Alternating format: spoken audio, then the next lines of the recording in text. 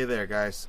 I wanted to teach you how to record vinyl records. A lot of people are into it these days. I think there's something to be said about the quality, or at least the, some sort of nostalgic, sentimental value of vinyl. So, that being said, I do think it sounds better. That's just my personal opinion. I mean, it depends on how much you invest in your components and things like that, but I'm not here to debate that. Whether you have a record player or not, you might want to record your record player, is what I'm trying to say, into your computer for longevity purposes, for convenience. To put it in your car, to bring your records with you wherever you go, and then listen to the original format when you get home. So that being said, the first thing to do is make sure you have a record player. Make sure you have an audio interface. Make sure you have some pretty good length RCA cables. I would say you need two sets of long RCA cables. By long, I mean somewhere around the length of 6 to 10, possibly even longer. Don't want to go longer than 12 to 15 feet because you'll start to degrade the audio quality. Of course, you need a phono preamp if your record player does not have line out signal, which most don't, so you will have a phono preamp. So there's your third set of RCA cables.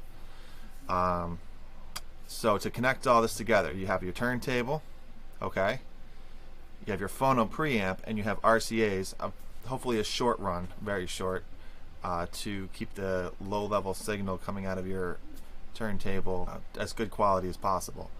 So you have your phono preamp now. You go from the turntable, you go into the input of the phono preamp, you come out of the phono preamp, you go into the front left and right inputs of your audio interface.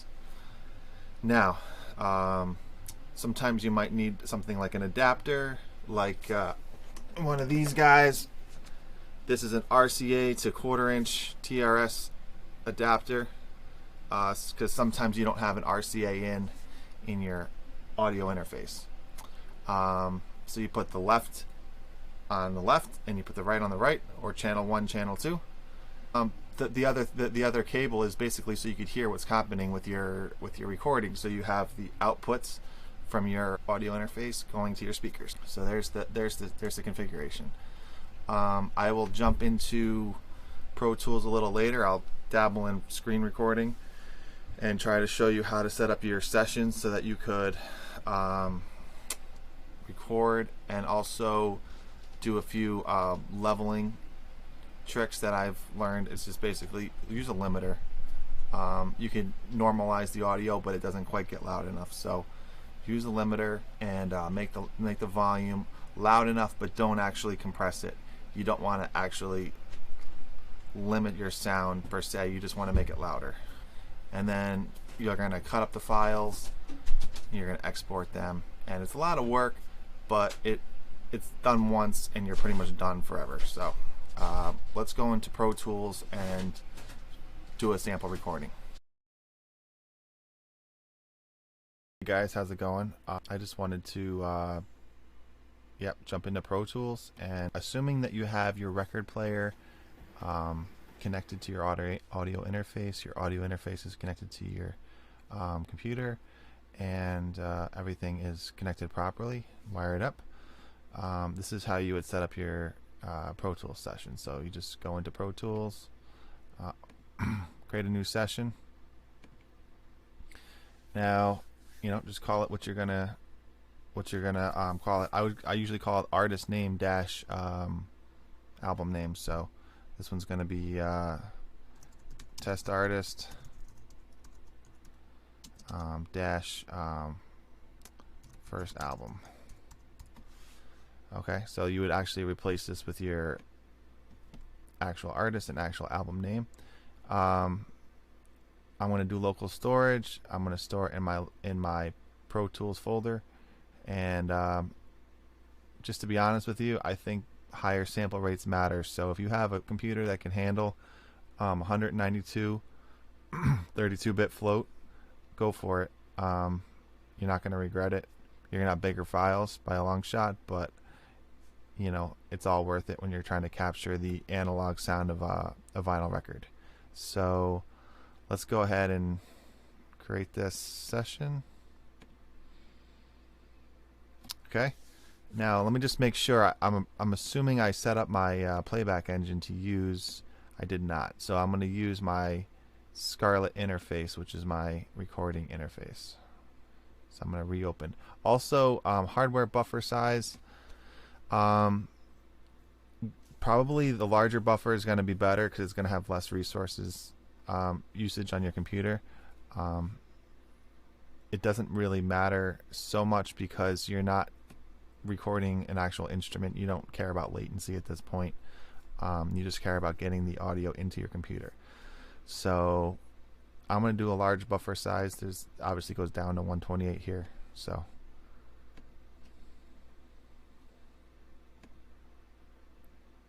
wait a minute. And okay.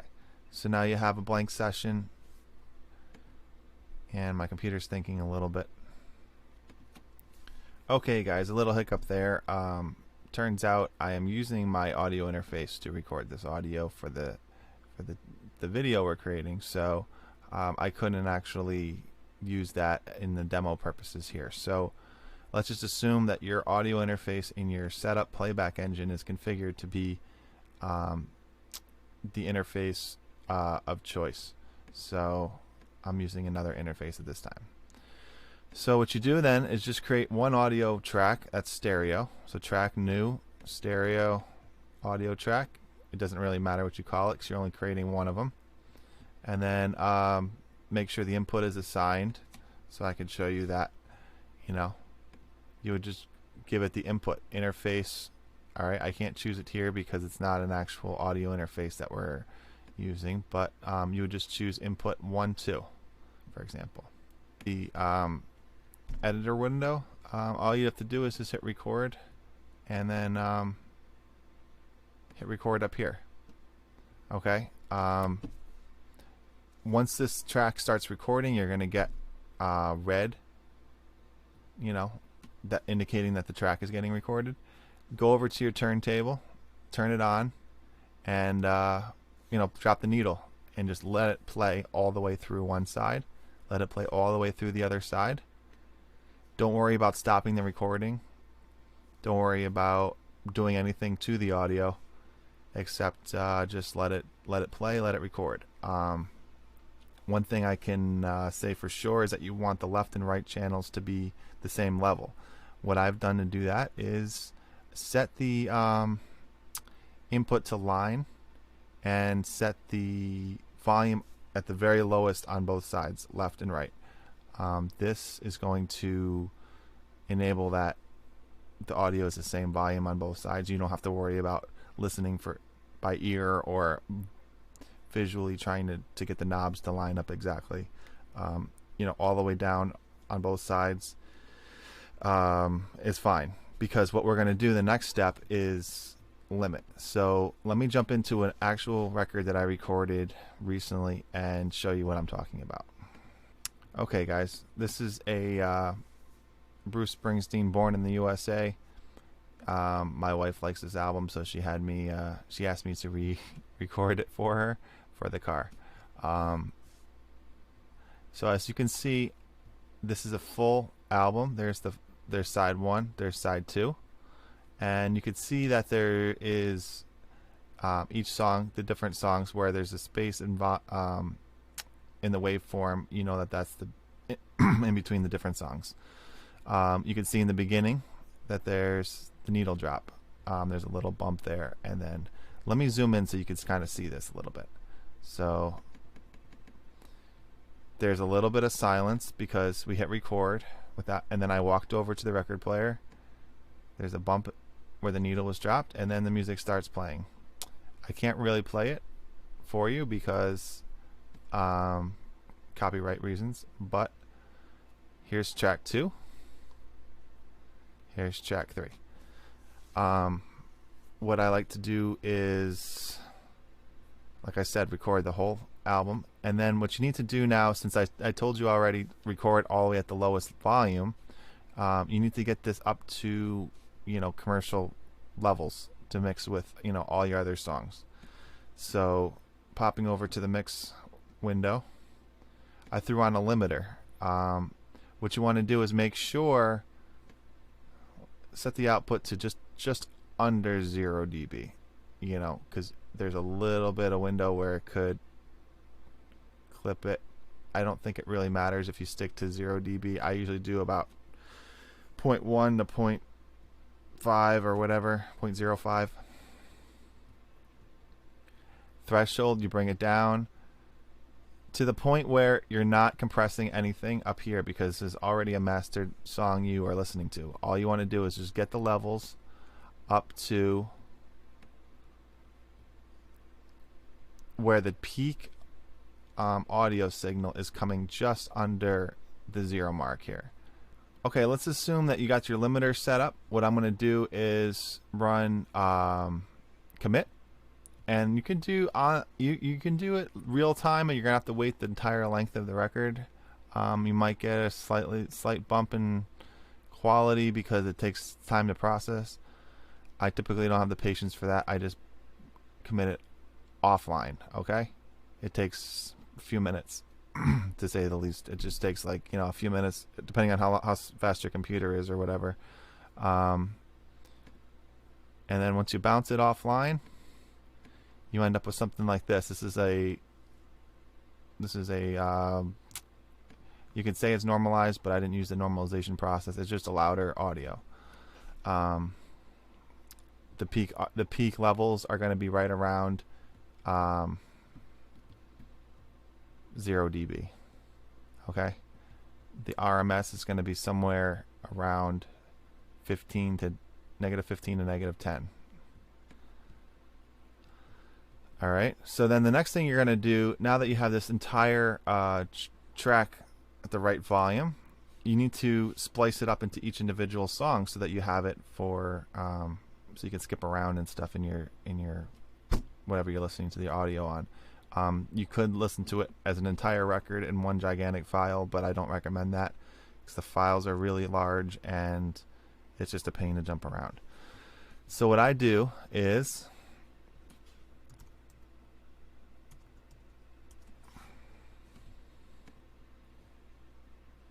I jump on Discogs. Okay, I go to the album.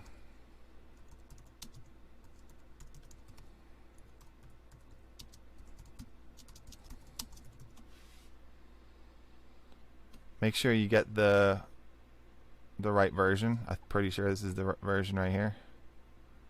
Yep. And you just look at